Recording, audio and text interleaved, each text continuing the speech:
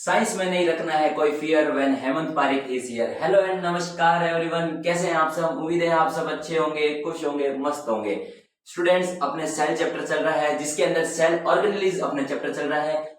आज उसके अंदर गोल्जी एपरेटस, गोल्जी काय जिसको हिंदी के अंदर कहते हैं, इंग्लिश के अंदर गोल्जी एपरेटस, ये सेल का ही एक ऑर्गेनेली है, सेल की ही एक ऑर्गेनेली है, सेल का ही अंग है, कोशिका का अंग है। तो इसके बारे में अपन बात करेंगे, कंप्लीट बात करेंगे। पहले इसके स्ट्रक्चर की, फिर इसके फंक्शन की, और भी डिटेल है, इसका डायग्राम भी बनाएंगे। तो पहले बात आती है डिस्कवरी की। तो डिस्कवरी किसने की थी? गोल्जी एपरेटस का ये सवाल आता है कि who discovered the Golgi apparatus, Golgi काय की खोज किसने की थी? तो अपन क्या लिखेंगे? Camillo Golgi. कैमिलो मतलब कैमिलो गोल्जी 1898 के अंदर इसकी खोज हुई थी। ये पेपर के अंदर पूछा हुआ है, ईयर भी पूछा हुआ है। व्हेन डज या when did Golgi apparatus discovered? तो 1898 आप याद रखेंगे। उसके बाद इसके कुछ मतलब सर हमें हिंट दीजिए कि हम गोल्जी का, जैसे हमारे पास कोई सेल है, हम उसके अंदर कैसे पता करेंगे कि उसके अंदर गोल्जी एपरेटस है या नहीं है? तो उसका एक मेन है डेंसली स्ट्रेन्ड रेटिकुलर स्ट्रक्चर।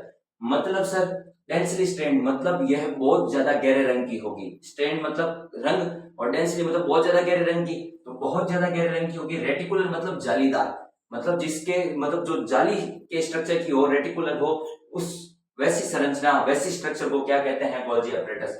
मतलब ऐसी कोई जालीनुमा स्ट्रक्चर, ऐसी कोई रेटिकुलर स्ट्रक्चर जो बहुत ज्यादा गहरे रंग की हो, वो कौन सी होगी? Golgi apparatus. ठीक है। अब देखो, अब इसके अंदर होती है सिस्टरने। क्या लिखा है? It consist सिस्टरने।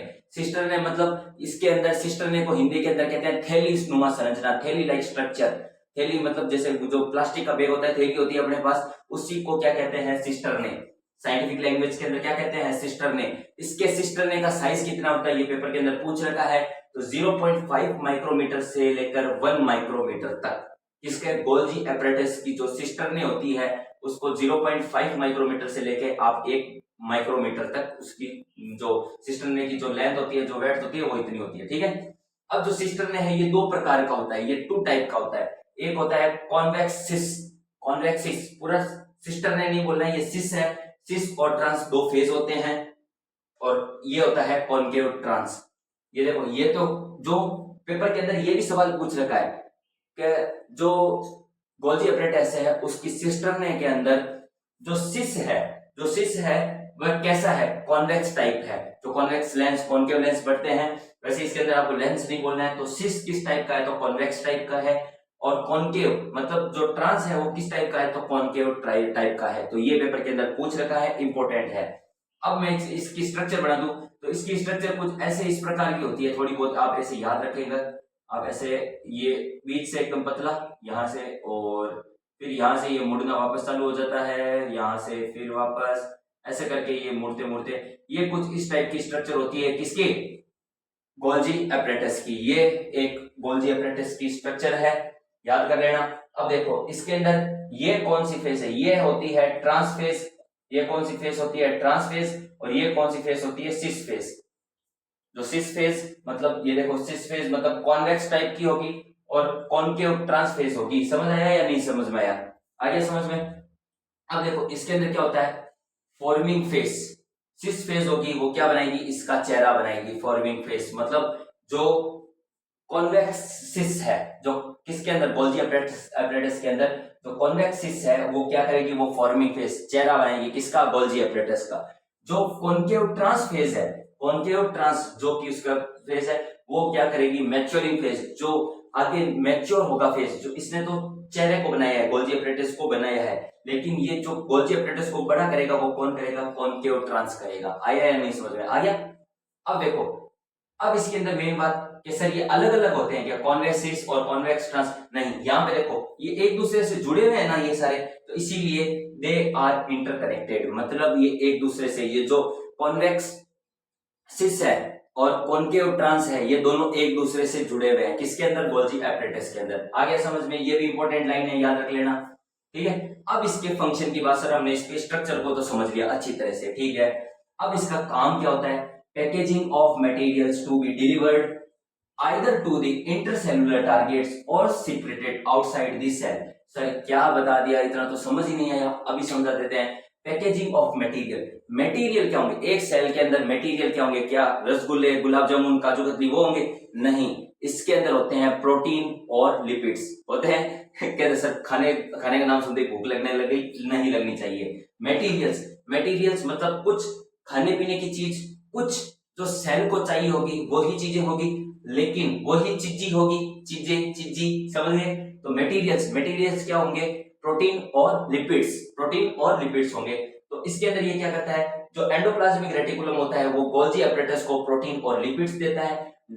फिर जो गोल्जी एपरेटस है, जो गोल्जी का ही है, क्या करती है, इंटरसेलुलर टारगेट्स, जिन सेल्स को या जिन इंटरसेलुलर मतलब जो सेल्स को जो सेल्स के पार्ट्स हैं उनको जो प्रोटीन और लिपिड्स चाहिए वो कौन पूर्ति करता है, वो उनकी कौन एफिशिएंसी पूरी कंप्लीट करता है, तो वो गोल्जी एपरेटस पूरी करता है। और अगर वो जो प्रोटीन और लिपिड्स है वो सेल के बाहर की साइड में चाहिए तो उनको भी बाहर निकालने का काम कौन करता है, गोल्जी एपरेटस। ठीक है, अब गोल्जी एपरेटस में अपन आगे देखेंगे कि जो मटेरियल, सर कब से बता रहे हो मटेरियल, मैंने बताया था प्रोटीन और लिपिड्स का बना होता है। क्या गोल्जी एपरेटस के अंदर जो मटेरियल पहुंचता है कौन भेजता है, अभी बता देंगे, वेसिकल के फॉर्म में आता है। जो मटेरियल, जो प्रोटीन और लिपिड्स, मैं जब भी मटेरियल बोल रहा हूं आपको प्रोटीन और लिपिड्स माइंड के अंदर ध्यान होने चाहिए, गोल्जी एपरेटस जब भी हम पढ़े, ठीक है। तो ये आता है, जो मटेरियल आता है ये वेसिकल फॉर्म के अंदर आता है। वेसिकल फॉर्म मतलब ऐसे तो है नहीं कि कुछ भी प्रोटीन और लिपिड्स ऐसे सेल के अंदर छोड़ दिए, नहीं, ये वेन्स, जैसे अपने शरीर के अंदर आर्टरीज और वेन्स होती है वैसे ही सेल्स के अंदर वेसिकल्स होती हैं। वेसिकल्स मतलब पाइप के थ्रू, ऐसे समझ लो पाइप के थ्रू कोई इंटरकनेक्टेड कुछ पाइप होंगे, उसके थ्रू प्रोटीन और लिपिड्स किसको मिलते हैं, गोल्जी एपरेटस को मिलते हैं। आगे समझ में, जैसे ऐसे पतले पतले पाइप होते हैं, ऐसे हल्के हल्के छोटे छोटे पतले पाइप, इसके थ्रू अंदर से क्या होते हैं, प्रोटीन और लिपिड्स ट्रांसपोर्ट होते हैं, किसके लिए, गोल्जी एपरेटस के लिए। आगे समझ में। अब देखो, एंडोप्लाज्मिक रेटिकुलम और Golgi body are connected to each other. अब इसके अंदर ध्यान रखना, जो एंडोप्लाज्मिक रेटिकुलम पढ़ाया था मैंने, अगर एंडोप्लाज्मिक रेटिकुलम के बारे में जानना है तो इस वीडियो से पहले जो वीडियो देखा है और पूरी सेल का चैप्टर आप पूरा कंप्लीट करेंगे तभी आपको सब चीज समझ में आएगी। इसीलिए मैंने एंडोप्लाज्मिक रेटिकुलम पहले पढ़ाया, उसके बाद में गोल्जी बॉडी, क्योंकि आपको एंडोप्लाज्मिक रेटिकुलम के बारे में नॉलेज होनी जरूरी है। ठीक है, अब बात आती है यहाँ पे कि जो एंडोप्लाज्मिक रेटिकुलम और गोल्जी बॉडी दोनों क्या है, एक दूसरे से जुड़ी हुई है। दोनों क्या है, एक दूसरे, ये एंडोप्लाज्मिक रेटिकुलम, ये गोल्जी बॉडी, दोनों एक दूसरे से क्या जुड़ी हुई है, क्यों जुड़ी हुई है, क्योंकि ये जो मटेरियल्स आते हैं प्रोटीन और लिपिड्स, ये किसके थ्रू आते हैं, ये इसके थ्रू ही आते हैं, एंडोप्लाज्मिक रेटिकुलम। अब सर एंडोप्लाज्मिक रेटिकुलम के पास प्रोटीन कहां से आते हैं, इसका भी बता देंगे, अभी देख लीजिए।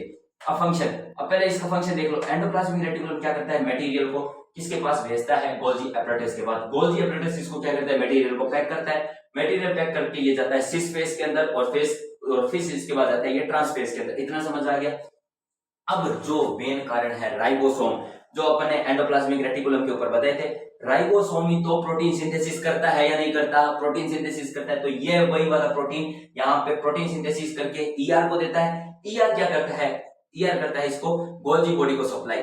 गोल्जी बॉडी को सप्लाई करते ही यहाँ पे जो इसके अंदर गोल्जी बॉडी के अंदर जो सिस्टर्न है वहां पे इस प्रोटीन को मॉडिफाइड कर देते हैं। बस इतना काम आपको ऐसे याद रखना है। जो राइबोसोम है वो क्या करेगा, प्रोटीन का सिंथेसिस करेगा। आगे आके समझ में, प्रोटीन का सिंथेसिस कर दिया, प्रोटीन सिंथेसिस करने के बाद वो देगा एंडोप्लाज्मिक रेटिकुलम को। एंडोप्लाज्मिक रेटिकुलम क्या करेगा, इसको आगे सप्लाई करेगा, किसको, गोल्जी बॉडी को, क्योंकि गोल्जी बॉडी क्या करती है, मटेरियल को पैक करती है। मटेरियल क्या होता है, प्रोटीन और लिपिड्स। फिर ये जो मटेरियल पैक हो गया इसको क्या करती है, मॉडिफाई करती है। कौन, सिस्टम ने, किसके अंदर, गोल्जी बॉडी के अंदर। बस इतनी सी बात है, आगे समझ में। अब देखो इसके अंदर गोल्जी बॉडी क्या करती है, form the glycoproteins and glycolipids. Protein और लिपिड है या नहीं है, बस इसके आगे ग्लाइको ही लगाना है। आगे समझे। और एक ट्रिक बता देता हूँ, यहाँ पे देखो जी, इसके अंदर भी जी, गोल्जी, ऐसे याद रखना। तो ग्लाइकोप्रोटीन और ग्लाइकोलिपिड्स सेल के किस ऑर्गेनेली के अंदर बनते हैं, तो गोल्जी बॉडी के अंदर। आया या नहीं समझ में आया, आगे समझ में। अब नेक्स्ट ऑर्गेनेली पर चलते हैं। Next cell organelle is lysosome. Lysosome एक इंपॉर्टेंट सेल ऑर्गेनेली है। कैसे सर, पहले इसके बारे में बात, ये मेम्ब्रेन बाउंड ऑर्गेनेली है। ये पेपर के अंदर पूछ रखा है which of the following membrane bound organelle, जिसके अंदर आपके ऑप्शन के अंदर एक लाइसोसोम था। तो लाइसोसोम भी एक मेम्ब्रेन बाउंड ऑर्गेनेली, मतलब उसके चारों साइड में मेम्ब्रेन पाई जाती है। किसके, लाइसोसोम के। लाइसोसोम सेल के अंदर पाया जाता है, उसके सेल तो मेम्ब्रेन बाउंड है ही, लाइसोसोम भी सेल के अंदर ही मेम्ब्रेन बाउंड है। ठीक है, और लाइसोसोम अब बनता कैसे है sir, found by the packaging process of Golgi body. अब भी अपन ने बात की कि गोल्जी बॉडी के अंदर पैकेजिंग प्रोसेस होता है किसका, मटेरियल्स कौन से, प्रोटीन और लिपिड, जब उनका पैकेजिंग प्रोसेस चल रहा होता है तब लाइसोसोम एक प्रोडक्ट के रूप में गोल्जी बॉडी से निकलता है। आया या नहीं समझ में आया? ठीक है। अब इसके अंदर, किसके अंदर, लाइसोसोम के अंदर कुछ एंजाइम्स पाए जाते हैं, हाइड्रोलाइटिक एंजाइम्स पाए जाते हैं। वो एंजाइम्स हैं हाइड्रोलेज। ये इंपॉर्टेंट सवाल है। ये इंपॉर्टेंट सवाल कैसे, कभी कभार पूछ लेते हैं कि जो लाइसोसोम है उसके अंदर कौन कौन से एंजाइम, तो आपको ऑप्शन के अंदर एमसीक्यू क्वेश्चन के अंदर पूछ लेते हैं, तो हाइड्रोलेज, लाइपेज, प्रोटीएज, कार्बोहाइड्रेज। दूसरी बात, हाइड्रोलेज, लाइपेज, प्रोटीएज और कार्बोहाइड्रेज, ये 4 प्रकार के एंजाइम मोस्ट इंपोर्टेंट है। किसके अंदर पाए जाते हैं? लाइसोसोम के अंदर पाए जाते हैं। इन सभी जो क्या नाम है एंजाइम्स को, इनको क्या कहते हैं? हाइड्रोलाइटिक एंजाइम, जो लाइसोसोम के अंदर पाए जाते हैं।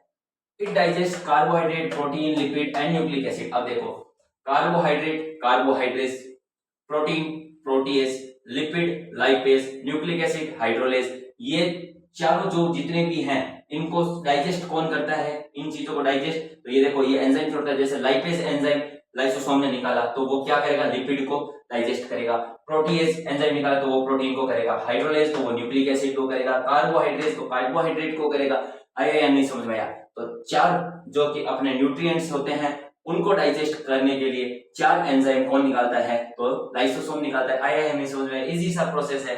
Lysosome is also called suicidal bag of cell. मतलब सुसाइडल, अपन को पता है सुसाइड करना, मृत्यु करना खुद की, तो सुसाइडल बैग ऑफ सेल मतलब इसके अंदर जो लाइसोसोम होता है वो क्या करता है? सेल के अंदर जितनी भी बेकार की डैमेज और infected cells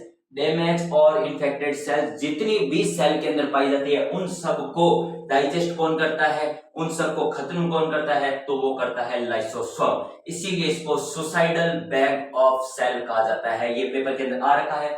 which cell organelle is also called the suicidal bag of cell. तो हमारा आंसर होगा सर लाइसोसोम। आया या नहीं समझ में आया? लाइसोसोम मैंने पहले ईआर पढ़ाया, उसके बाद गोल्जी बॉडी पढ़ाया, इसके बाद लाइसोसोम पढ़ाया। इसीलिए मैंने इसको पढ़ाया। क्यों? क्योंकि ये सब एक दूसरे से इंटरलिंक है। आया नहीं समझ में आया? तो अगर वीडियो पसंद आया तो लाइक, शेयर, सब्सक्राइब जरूर कर देना। आपको पता ही है टेलीग्राम चैनल और जो व्हाट्सएप चैनल है हेमंत पारिक 28 नाम से, वहां पे जाके जुड़ देना। वहां पे आपको साइंस के नोट्स अवेलेबल हो जाएंगे। मैं हिंदी मीडियम के अंदर भी चालू करने की पूरी कोशिश कर रहा हूं, लेकिन majority of students English medium से हैं, तो इंग्लिश मीडियम वालों का ध्यान भी रखना जरूरी है। साथ साथ में अब धीरे धीरे इंग्लिश और हिंदी मीडियम दोनों की चालू करने की कोशिश कर रहा हूं मैं, तो आप जुड़े रहिए। समझा तो मैं हिंदी और इंग्लिश मीडियम दोनों के अंदर रहा हूं, तो लाइक, शेयर, सब्सक्राइब तो जरूर करना है। मिलते हैं नेक्स्ट वीडियो के अंदर। जय हिंद, जय भारत।